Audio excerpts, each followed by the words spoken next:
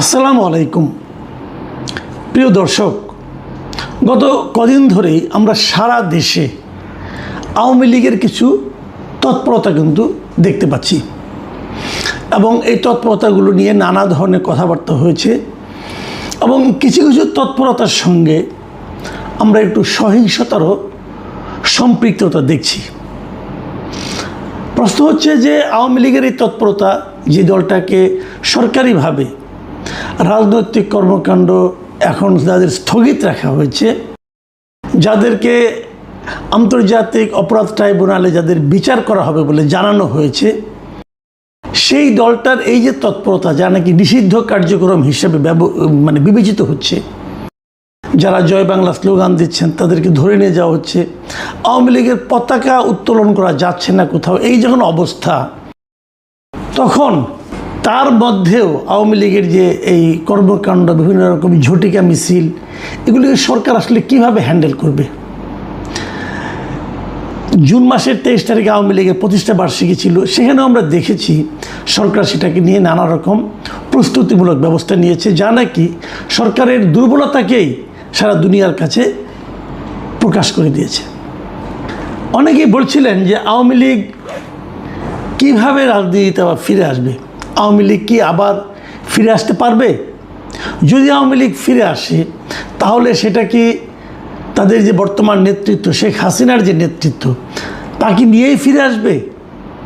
এর মধ্যে আবার শেখ হাসিনার একটা ঘোষণাও ছিল, তো উনি জানিয়েছেন যে উনি এই বছরের মধ্যে দেশে ফিরছেন।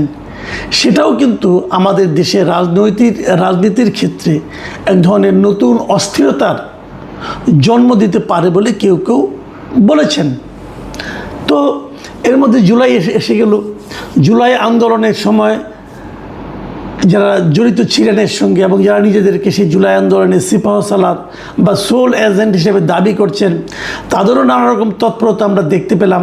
তারা সারা দেশে পদযাত্রা করবে, কোথাও কোথাও করতে যে নানা ধরনের অপ্রীতিকর ঘটনাও কিন্তু হচ্ছে।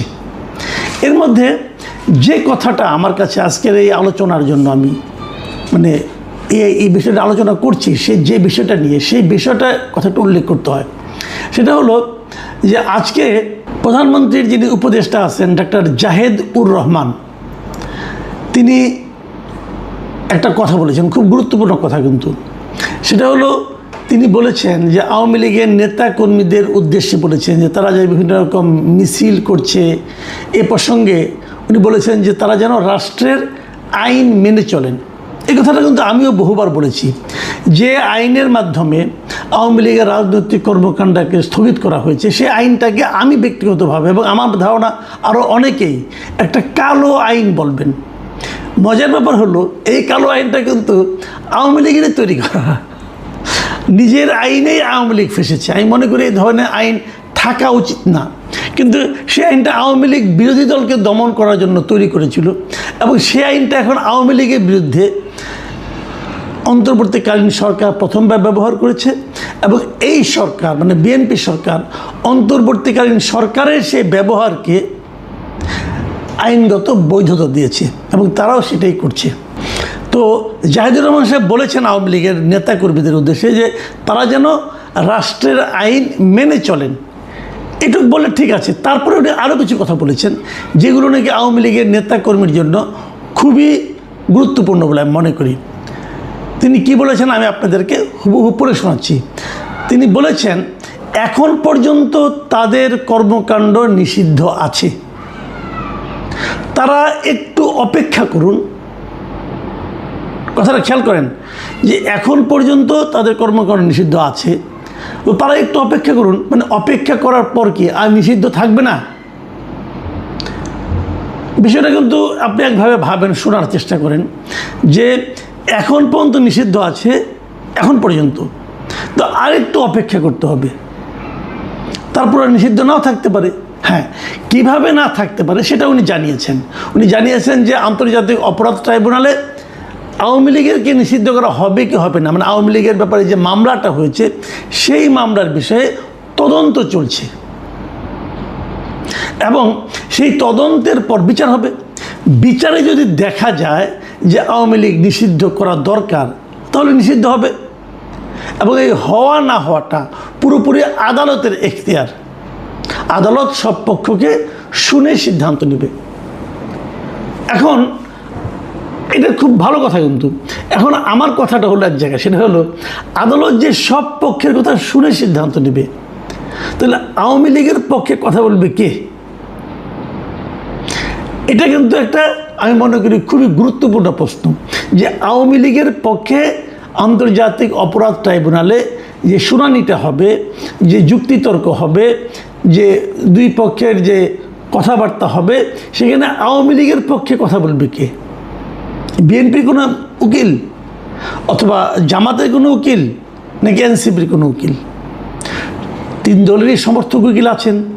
এখন তারাই কি আওয়ামী লীগের পক্ষে কথা বলবেন, নাকি আওয়ামী লীগের পক্ষের কোনো, আওয়ামী লীগের মতবল মানে আওয়ামী লীগকে সমর্থন করেন, এক ধরনের নৈতিকভাবে আওয়ামী লীগের রাজনীতির সঙ্গে একসময় জড়িত ছিলেন, এমন কোনো উকিল অংশ নেবেন? যদি তেমন উকিল আওয়ামী লীগের পক্ষে যুক্তিতর্ক উপস্থাপন করেন ট্রাইব্যুনালে, তো সেই উকিলের মানে সেই আইনজীবীর নিরাপত্তা কে নিশ্চিত করবে? সামাজিকভাবে তাকে যে মবের শিকার হতে হবে না, সেটা কে নিশ্চিত করবে? কারণ মব তো চলছে।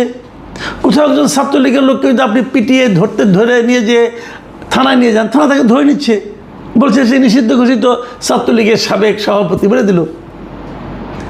কিন্তু এটা তো আপনি আইন অনুযায়ী পারেন না। সে যদি ছাত্রলীগের স্লোগান না দেয়, যতক্ষণ পর্যন্ত সে ছাত্রলীগের স্লোগান না দেবে, যতক্ষণ পর্যন্ত সে ছাত্রলীগ অথবা আওয়ামী লীগের রাজনীতিটা না করবে প্রকাশ্যে, ততক্ষণ পর্যন্ত তো তাকে আপনি আটকাতে পারেন না। কিন্তু আটকানো কি হচ্ছে না? আপনারা প্রায়ই দেখবেন, যে কোনো নিউজে দেখবেন, প্রায়ই দেখবেন এই কথা বলা হয় যে অমুককে গ্রেপ্তার করা হয়েছে এবং সে আওয়ামী লীগের একজন সাবেক সভাপতি। তার এটাই অপরাধ, আর কোনো অপরাধ লাগবে না। তো এই যে ঘটনাগুলো, এই ঘটনাগুলো যদি ওখানে ঘটে, তাহলে আওয়ামী লীগকে নিষেধাজ্ঞা থেকে মুক্ত করতে, আওয়ামী লীগের রাজনীতিটাকে অবাধ করতে যে আইনজীবী আওয়ামী লীগের পক্ষে যুক্তিতর্ক উপস্থাপন করবে, তাকে সামাজিক নিরাপত্তাটা কে দিবে? তাকে মবের হাত থেকে কে বাঁচাবে? রাষ্ট্রকে সে গ্যারান্টি দেবে? দিয়েছে এ পর্যন্ত? আইনজীবীদের দেখেন, একটা জিনিস দেখেন আপনারা, একটা লোক আওয়ামী লীগ করেন না, সে আওয়ামী লীগের কোনো পদে নেই, কিন্তু সে হয়তো আইনজীবী। সে আইনজীবী যাকে নাকি আওয়ামী সমর্থক আইনজীবী বলা যেতে পারে। মানে একসময় তারা আওয়ামী লীগের যে প্যানেল ছিল, সেই প্যানেলে মানে আওয়ামী লীগ সমর্থক যে আইনজীবী সমিতি ছিল, হয়তো তাদের মেম্বার ছিল অথবা তাদের সমর্থক ছিল। এই অপরাধে আইনজীবীরাই, বিএনপি এবং জামাতের আইনজীবীরা, ওনাদেরকে নির্বাচন পর্যন্ত করতে দেয় নাই, সুপ্রিম কোর্ট বারেও দেয় নাই, বিভিন্ন জেলা বারেও দেয়নি। তো ওনারা তো আইন বুঝেন, ওনারা তো আইন মানেন। ওনারা যখন ওদের ব্যাপারে এরকম আচরণ করেছেন, তাহলে সে তাদের ব্যাপারে আপনার যখন নাকি মূল দল নিয়ে আলোচনা হবে, তখন কী অবস্থাটা ধারণ করবে? এর ব্যাখ্যাটা কি? এটা আমি মনে করি একটা গুরুত্বপূর্ণ বিষয়। এখন আমরা জেনেছি এর মধ্যে যে আন্তর্জাতিক অপরাধ ট্রাইব্যুনালের যিনি চিফ প্রসিকিউটর আছেন, তিনি জানিয়েছেন যে আওয়ামী লীগের নিষিদ্ধ করার ব্যাপারে, কার্যক্রম নিষিদ্ধের বিষয়ে অলরেডি তদন্ত, ট্রাইব্যুনালের যে তদন্ত সংস্থা আছে তারা তদন্ত করছে। এখন সেই তদন্ত করে তারা কি পাবে না পাবে সেটা তারা ট্রাইব্যুনালকে জানাবে এবং তার উপর ভিত্তি করে এই মামলা চলবে। একটা জরুরি প্রশ্ন, সেটা হলো এই মামলা কতদিন চলবে? দেখুন, কতদিন চলবে এই জিনিসটা জরুরি এই কারণে যে যদি মনে করেন এটা 3 বছর চলে, তো বলা হয়েছে যে যতদিন মামলা চলবে ততদিন আওয়ামী লীগ কোনো রাজনৈতিক কর্মকাণ্ড করতে পারবে না। তো আওয়ামী লীগের নেতাকর্মীরা কি অতটুকু ধৈর্য ধারণ করবে?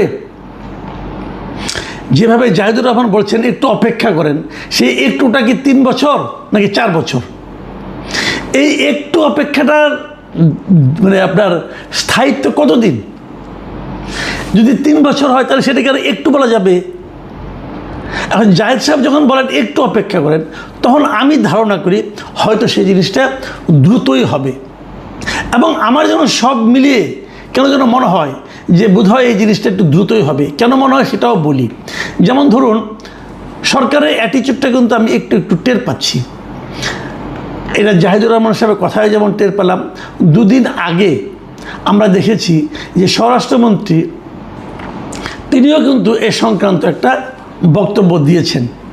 যেমন উনি কয়েক জুলাই জাতীয় সম্মেলন যেটা হয়েছিল কদিন আগে চীনমৈত্রী সম্মেলন কেন্দ্রে, সেখানে উনি বলেছিলেন যে রাজনৈতিক দল হিসেবে আওয়ামী লীগের বিচার দাবি করেছি আমরা, অন্যরাও দাবি করেছেন, তদন্ত হচ্ছে, ইনশাল্লাহ খুব শিগগির রাজনৈতিক দল হিসেবে তাদেরকে বিচারের কাঠগড়ায় নিয়ে যাওয়া হবে।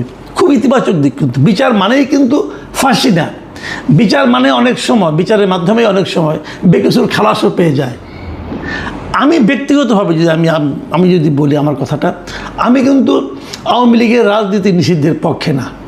আমি আসলে কোনো রাজনৈতিক দলকে নিষিদ্ধের পক্ষে না, তাহলে আমার পার্সোনাল অপিনিয়ন। আমি মনে করি যে রাজনৈতিক দল যখন খারাপ আচরণ করে, সেটা দলের যে ওই সময়ের নেতৃত্ব, সেটা নেতৃত্বের ভুলের কারণে তারা খারাপ আচরণ করে। সারা দুনিয়ায় এই কারণে কিন্তু অনেক রাজনৈতিক দলের নেতৃত্বে পরিবর্তনটা আসে, কেন এই কারণে আসে, এদের আচরণটা ঠিক ছিল না, এই জন্য আসে। তো এখানে তো যদি কোনো ভুল হয়ে থাকে, সেটা তো আওয়ামী লীগের যে নেতৃত্ব তারা করেছে। আওয়ামী লীগ জিনিসটা কি? আওয়ামী লীগ আর শেখ হাসিনা কিন্তু এক না, আওয়ামী লীগ আর ওবায়দুল কাদেরও কিন্তু এক না। ওবায়দুল কাদের মানেই আওয়ামী লীগ, বিষয়টা তা নয়। ওবায়দুল কাদের হলো আওয়ামী লীগের একটা নেতৃত্ব, শেখ হাসিনাও আওয়ামী লীগের একটা নেতৃত্ব। তো আওয়ামী লীগকে ব্যবহার করে যত লোক অন্যায় করেছেন, যত লোক খুন করেছেন, গণহত্যা করেছেন, যত লোক অপরাধ করেছেন, যত লোক লুটতরাজ করেছেন, এদের সবাইকে ওই অপরাধের কারণে বিচার করতে হবে। এই বিচারটা আমি দাবি করি। কিন্তু তার মানে আপনি দলটাকেই বলবেন যে এই দলটাকে আপনি তখনই করতে পারবেন যখন নাকি দলের গঠনতন্ত্রে সেই ধরনের কোনো কথা থাকবে। যদি দলের গঠনতন্ত্রে থাকে যে অমুককে অমুককে এই দল বলছে, এই দল সিদ্ধান্ত নিয়েছে, অমুককে অমুককে আমার প্রতিবাদগুলো তাকে গুলি করে মেরে ফেলা হবে, যদি এই ধরনের কোনো গঠনতন্ত্রে লেখা থাকে, তখন দলের দায়। আর তা না হলে দলের যারা নেতৃত্বে থাকে তাদের দায়। এই জিনিসটা যদি থাকে, তাহলে আমার মনে হয় যে প্রকৃত বিচারটা হবে। আমি আশা করব তারা কিভাবে বিচার করবেন না করবেন। আমি কেবল একটা কথা বলি, অনেকেই বলেন, নানা ধরনের উদাহরণ দিয়ে বলেন যে দল একবার বিতাড়িত হয়, যে দল একবার জনগণ যে দলকে প্রত্যাখ্যান করে, সেই দলের ফিরে আসার ঘটনা সাধারণত নাই। কিন্তু এটাও কিন্তু সত্য, যখন কোনো ক্ষমতাযুক্ত দল আবার ফিরে আসে, সেটা যতটা না নিজের শক্তিতে আসে, তার চেয়ে বেশি আসে যে পরবর্তী সময়ে যে সরকার ক্ষমতায় থাকে তাদের দুর্বলতার কারণে। আজকে আওয়ামী লীগ নিয়ে এত আলোচনা হতোই না। আজকে আওয়ামী লীগ বিভিন্ন পর্যায়ে মিছিল করার সুযোগ সাহসী পেত না, যদি অন্তর্বর্তীকালীন সরকার মানে ডক্টর ইউনূসের সরকার যদি দেশটাকে ভালোভাবে চালাতে পারত। তারা তা পারেনি, এবং তারা এতটাই খারাপ চালিয়েছে, তারা এতটাই দুর্নীতিপরায়ণ ছিল যে ওনাদের আমলেই লোকে আওয়ামী লীগ সম্পর্কে বলেছে যে আগেই ভালো ছিল। এটা আমি নিজে শুনেছি, বলেছে, আপনারাও শুনেছেন। কাজেই অন্তর্বর্তীকালীন সরকার মানে ডক্টর ইউনূসের সরকার আওয়ামী লীগের ফিরে আসার প্রাথমিক কাজটা করে দিয়ে গেছে। এখন বর্তমান সরকার যদি সুশাসন কায়েম করতে পারে, মানুষের অর্থনৈতিক অবস্থার একটা সমাধান করতে পারে, ভালো করতে পারে, মানুষ যদি স্বস্তিতে থাকে, মানুষের মনে করেন যে বিদ্যুৎ, তেল, গ্যাস এটসেট্রা এগুলি মানে দ্রব্যমূল্য এগুলির ব্যাপারে মানুষ যদি স্বস্তিতে থাকে, যদি মুদ্রাস্ফীতি কমে, মূল্যস্ফীতি কমে, যদি এগুলো হয়, তাহলে দেখবেন এই সমস্ত ঝটিকা মিছিল সরকারকে বিব্রত করতে পারবে না। আর যদি ওগুলি হয়, যদি এগুলি বাড়তে থাকে, তাহলে আওয়ামী লীগ ফিরে আসার ব্যাপারটা দাবিটা অনেক জোরালো হয়ে যাবে। আমি জানি না সরকার কিভাবে হ্যান্ডেল করবে, অথবা এমনও তো হতে পারে সরকার নিজেই চায় যে আওয়ামী লীগ চলে আসুক, হতেও পারে। কারণ তারা যদি মনে করে যে সেটা গণতান্ত্রিক প্রক্রিয়া চালু রাখবে, সেক্ষেত্রে তারা যদি ভাবে এই বিশাল জনসমর্থনে একটা দলকে বাইরে রেখে গণতন্ত্র কায়েম করা যাবে না, যদি তারা এভাবে ভাবে, তাহলে তো আওয়ামী লীগের প্রত্যাবর্তনটা অবধারিত। প্রিয় দর্শক, আমার কাছে মনে হয়েছে সরকারের বিভিন্ন কর্তা ব্যক্তিদের কথা শুনে যে সরকার হয়তো এই পথে অগ্রসর হচ্ছে। এখন এ পর্যন্তই। আল্লাহ হাফেজ।